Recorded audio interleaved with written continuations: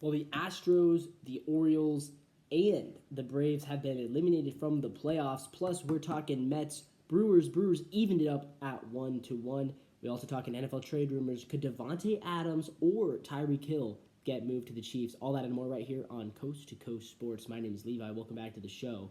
Thank you to all of our new listeners, by the way.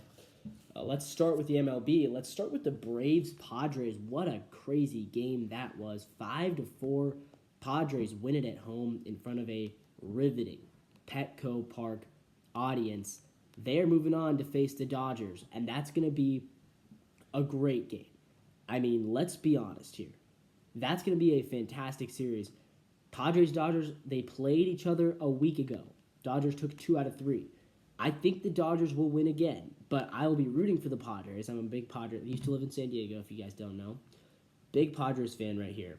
And if they can somehow pull off the upset of the century a second time, remember, they upset the Dodgers in 2022, and it was an amazing moment for the city. It was an amazing moment for those guys. If they can do it again, just the embarrassment for the Dodgers to lose in the playoffs twice in 3 years to their division rivals, the Padres. I would love to see that. I would love to see that embarrassment. But B, how remarkable would that be for that organization to take down the Dodgers twice? I think the Padres feel like they can do it because they've been there before. They've been the second place team who, after losing the season series to the Dodgers, finds a way to beat them in the playoffs. They've done it before. And I think they might have the pitching to do it. Offensively, no question. The way they stack up, the Dodgers have a better lineup. Like Ohtani, Freeman, Mookie Betts, that is a better trio than Tatis, Merrill, Machado. And it's close. I think I love the guys on the Padres. Araya is a really good player. Kim is great. Bogarts, Cronenworth, Jurickson, Profar. I mean, they have a good lineup. So don't. I'm not trying to belittle their lineup.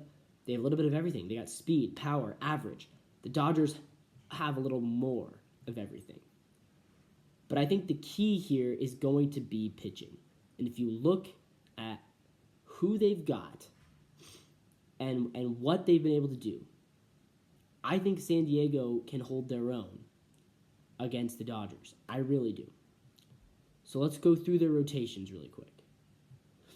Who is probably going to be pitching for the Dodgers? Because the Padres, we know who it's going to be. It's going to be Musgrove. It's going to be Michael King. It's going to be Dylan Cease. That's a great trio. You remember, Michael King put together a 2.95 ERA this season. 2.95 ERA, 201 strikeouts, 173 innings. He had a great season. Dylan Cease had a great season. 3.47 ERA, 189 innings pitched, 224 strikeouts, 14-11 record. Joe Musgrove, when he came back from being hurt, 3.88 ERA, 6.5 record, 99 innings, 101 strikeouts. The back end of that rotation, a little bit more of a question mark. I don't think Yu Darvish is going to be starting games. I believe he's going to be in the bullpen. So I'm not sure exactly who it's going to be in the back end of that rotation. Matt Waldron could get a start in there. 4.79 ERA, 188 innings pitched. We could see Robert Vasquez get a start. Randy Vasquez got a 4.31 ERA. So the back of the rotation, not as good. But with Cease, King, Musgrove at the top of it, that is a really nice little trio. Now let's go to the Dodgers. What do the Dodgers have? How can they match up? They're going to probably throw Gavin Stone, who is pretty good this year, 3.53 ERA, 11.5 record. We'll probably see Yamamoto. Yamamoto had a 3 ERA, 7.2 record. Put together a good season, but he doesn't throw deep into games. Probably going to see some Jack Flaherty, who made 10 starts, 3.17 ERA. 10 starts for the Dodgers. He made 18 also with Detroit, actually. Funny that the Tigers traded Jack Flaherty and then went on to make the playoffs, isn't it? Are we going to see Walker Buehler? Are we going to see Bobby Miller? I don't know. It'll be interesting to see where they go because neither of them played well this year at all. But I like the Padres pitching a lot. Let's talk about the Braves for a sec. With Atlanta, I think Atlanta needs to understand Spencer Strider out for the year.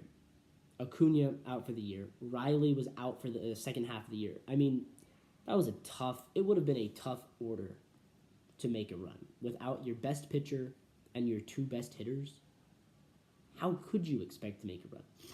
The fact that they did it with those guys, with Whit Merrifield and Gio Urshela, Ramon Laureano, and Jared Kelenic, and Orlando Arcia, it really did feel for the Braves like the bottom half of their lineup was kind of like the veterans committee of guys who maybe shouldn't be in the league anymore. And a lot of them proved that maybe they still do have a place in the league. Jorge Soler. I mean, it was old guys who really battled and gave it their all. And I think the Braves should be proud. I think they have a lot to be proud of this season. They accomplished a lot. Chris Sale had an amazing year, a comeback for the ages. And even despite underperformances by basically everyone in their lineup besides Ozzy Albies underperformed this year.